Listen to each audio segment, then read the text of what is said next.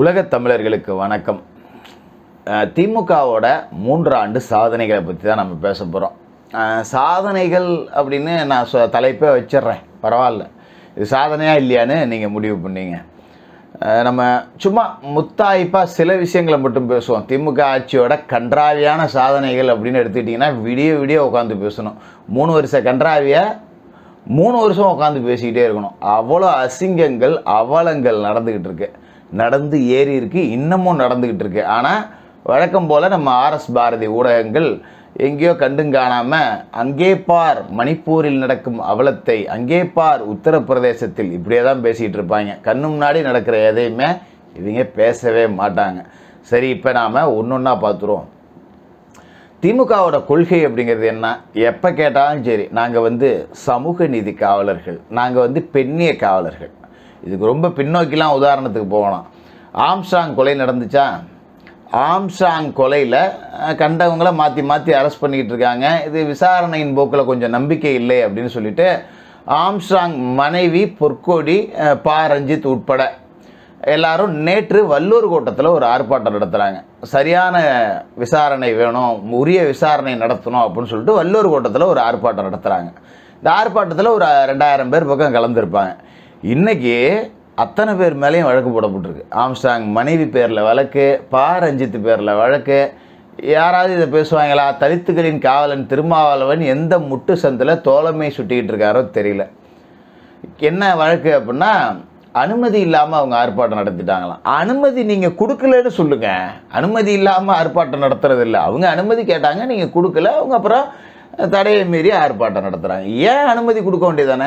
ஒரு கணவர் இறந்துருக்காரு, ஒரு கட்சியோட தலைவர் அவரோட சாவுக்கு உரிய விசாரணை நடத்தணும் அப்படின்னு சொல்லிட்டு கேட்கறது ஜனநாயகத்தில் உரிமை இல்லையா? எதிர்த்து பேசக்கூடியவனை கைது செய்கிறது மட்டும்தான் கருத்து சுதந்திரம்னு பேசிக்கிட்டு இருக்கிற இந்த மாதிரியான ஒரு கையாலாகாத கூட்டத்துக்கிட்ட நாம் என்னத்தை பேசுறது? இந்த இடத்துல ஒரு புகைப்படம் போடுறேன் பாருங்க. அதில் என்ன எழுதியிருக்கு பார்த்துறீங்களா? Fuck Trudeau. அதாவது கனடாவில் இருக்கக்கூடிய டொரண்டோவில் எடுத்த புகைப்படம். நண்பர் ஒருத்தர் எடுத்து அனுப்பியிருக்காரு. அந்த நாட்டில் ஒரு வண்டி ஓட்டுறவருக்கு அந்த நாட்டோட அதிபர் மேலே ஏதோ ஒரு கசப்பு. அவர் வண்டியில் என்ன ஸ்டிக்கர் ஒட்டியிருக்காரு பாருங்க, ஃபக் ட்ரூடோ. இந்த மாதிரி நம்ம திராவிட மாடலை சும்மா பேசிட முடியுமா? இதுதான் கருத்து சுதந்திரம். ஆனால் என்றைக்குமே ஜஸ்டின் ட்ரூடோ நான் பெரிய கருத்து சுதந்திர அப்படியே கிழிச்சிருவேன் அப்படின்னு பேசுனதே கிடையாது. ஏன்னா இயல்பாகவே அந்த நாட்டில் கருத்து சுதந்திரம் இருக்குது. அவனுக்கு பிரதமரை பிடிக்கல, விமர்சிக்கிறான். அந்த நாட்டு அதிபரை பிடிக்கல, விமர்சிக்கிறான். இங்கே விமர்சிச்சிட முடியுமா? இதானங்க பாசிசம். திமுக ஆட்சியில் தப்பு அப்படின்னு சுட்டி காட்டினா உடனே சவுக்க பிடிச்சி உள்ளே போடுறது. கோர்ட்டே சொல்லிருச்சு, காரி துப்பிடுச்சு கோர்ட்டு. என்ன சொன்னிச்சு கோர்ட்டு? சவுக்கு சங்கர் பேசுனது தப்பாகவே இருந்தாலும் குண்டாஸ் போடுறதுங்கிறது ஏற்றுக்க முடியாது. கருத்து சுதந்திரத்தோட குரல் வலையை நீங்கள் நெருக்கிறீங்க. இன்றைக்கி சமூக ஊடகங்கள் அப்படிங்கிற காலம் வந்த பிறகு எல்லாரும் கருத்து சொல்ல தான் செய்வாங்க. எத்தனை பேரை உங்களால் அரெஸ்ட் பண்ண முடியும்? இது முறையற்ற செயலாக தெரியுது. இது கருத்து சுதந்திரத்திற்கு எதிரானது. கருத்து சுதந்திரத்தோட குரல் வலையை நெரிக்கக்கூடிய செயல்.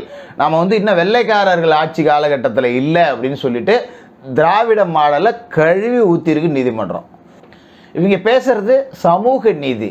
ஆனால் இந்த தலித் சமூக மக்கள் போராட்டம் நடத்துனதுக்கு கைது. பெண்ணுரிமை, ஆம்ஸ்ட்ராங் கொலைக்கு அவங்க மனைவி மேலே வழக்கும் போடுறது. நீங்கள் தடையை மீறி போராட்டம் நடத்துனீங்கன்னு. இதான் இவங்க காத்த பெண்ணுரிமை. கருத்து சுதந்திரம் சவுக்கு சங்கர் மேட்டரில் நாரி போச்சு. இப்போ இவங்க பிரதானமாக முன்வைக்கக்கூடிய எல்லாத்தையுமே கழுத்து நெரிச்சு கொல்லக்கூடிய வேலைகளை செய்கிறதும் திமுக ஆட்சி தான். இதில் பெண்ணுரிமை காவலர்கள் அப்படின்னு சொல்லிட்டு கள்ளக்குறிச்சியில் ஒரு மாணவி இறந்து இந்த ஸ்ரீமதி விவகாரம் விசாரணையே நடக்கலை. அப்போ தான் போலீஸ் வேலை அப்படிங்கிறத செஞ்சுக்கிட்டு இருக்காங்க. வழக்கு பதிவு செஞ்சுருக்கு. இன்னும் போஸ்ட்மார்ட்டம் கூட முடியல, ஆனால் அறிக்கை விட்டாங்க. இது தற்கொலை அப்படின்னு சொல்லிட்டு காவல்துறையை தெரிவிக்குது. இதான் நீங்கள் காப்பாற்றக்கூடிய பெண்ணுரிமை லட்சணமா அப்படிங்கிறது மக்களாகிய உங்கள்கிட்டே விட்டுருவோம். அடுத்ததாக பார்த்தீங்கன்னா, சென்னை மழையை எடுத்துக்குவோம். சத்தியமாக சொல்கிறேன், இது நடக்கும், முன்கூட்டியே சொல்லிடுறேன். பார்த்துங்க, முந்தானத்து அறிக்கை ஒன்று விட்டுருக்காங்க தமிழ்நாடு அரசு சார்பாக. என்ன முதலமைச்சரே பேசியிருக்காரு, எவ்வளவு பெரிய மழை வந்தாலும் நாங்கள் எதிர்கொள்ள தயாராக இருக்கோம் அப்படின்னு. இது வழக்கமாக சுடுற வடை தானே, அதனால் இந்த வடையை நம்ம பெருசாக எடுத்துக்க வேண்டியதில்லை. இதே வாய் டிசம்பர் மாதத்தில் பெருமழை வந்து சென்னை வெள்ளத்தை மூழ்கி தத்தளிக்கிறப்ப இப்பயும் நடக்கும், இந்த டிசம்பரும் நடக்கும். என்ன தெரியுமா, இதே வாய் அன்னைக்கு பேசும், 3 நாட்களுக்கு பெய்ய வேண்டிய மழை ஒரே நாளில் கொட்டி தீர்த்ததால் எங்களால் ஒன்றும் செய்ய முடியவில்லை. இதே தான் உருட்டுவாங்க. ஏன்னா கடந்த வருடத்துலையும் இதே மாதிரி தான், எத்தனை மழை வந்தாலும் தாங்கக்கூடிய அளவுக்கு சென்னையை நாங்கள் கிழிச்சிருக்கோம் அப்படின்னு. ஆனால் மழை வந்தோடனே இந்த திராவிட மாடல்லே நாங்கள் ரெயின் பேக்கேஜ் சிஸ்டம் வச்சுருக்கோம் அப்படின்னு சொல்லிட்டு ஒரு பச்சை பிள்ளையை விட்டு பேச விட்டுருவாங்க. ஏன்னா இவங்க வர முடியாது, மீடியாவுக்கு முன்னாடி கேள்வி கேட்டானோன்னா பதில் சொல்ல முடியாது, வெக்கி தலை குனியணும். அப்போ மட்டும் இந்த மேயர் பிரியாவை கூட்டு வந்து விட்டு அந்த அம்மா நாங்கள் திராவிட மாடல் ரெயின் பேக்கேஜி சிஸ்டம் 40 கோடி 200 கோடின்னு எதையாவது ஒன்று உளறிட்டு போயிடும்.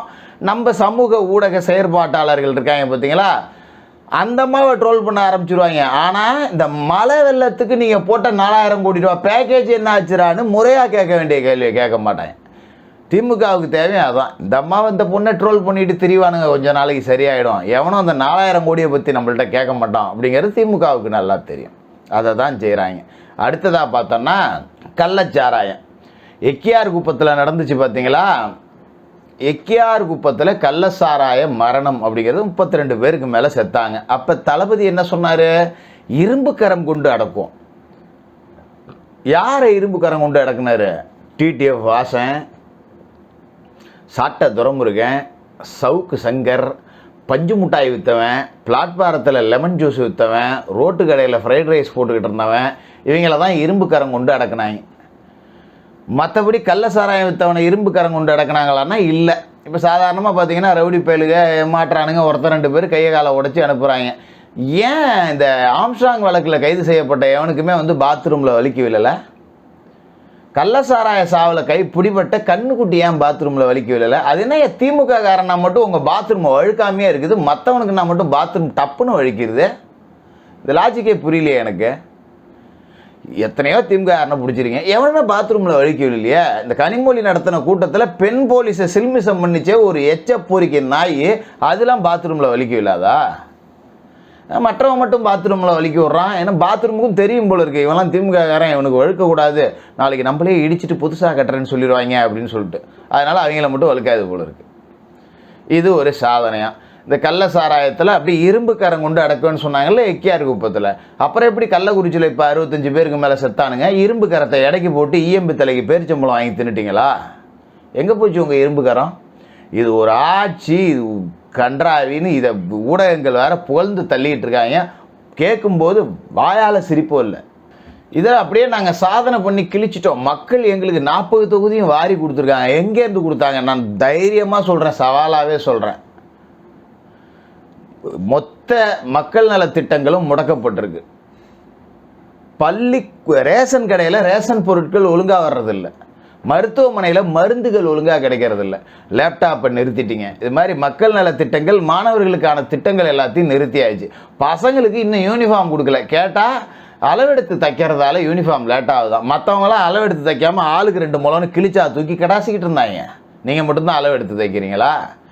வெக்கமாகவே இல்லாமல் பதில் சொல்லிகிட்டு இருக்காங்க. இதையும் வாழ்க போடுறதுக்கு ஒரு கூட்டம் இருக்குது அப்படிங்கிறது தான் வேதனையோட உச்சம். இல்லை நாங்கள் அப்படியே பிஜேபி நாங்கள் தடுத்துருவோம் கிழிச்சிருவோன்ட்டு பிஜேபி கூட அண்டர் டீலிங் வேறு.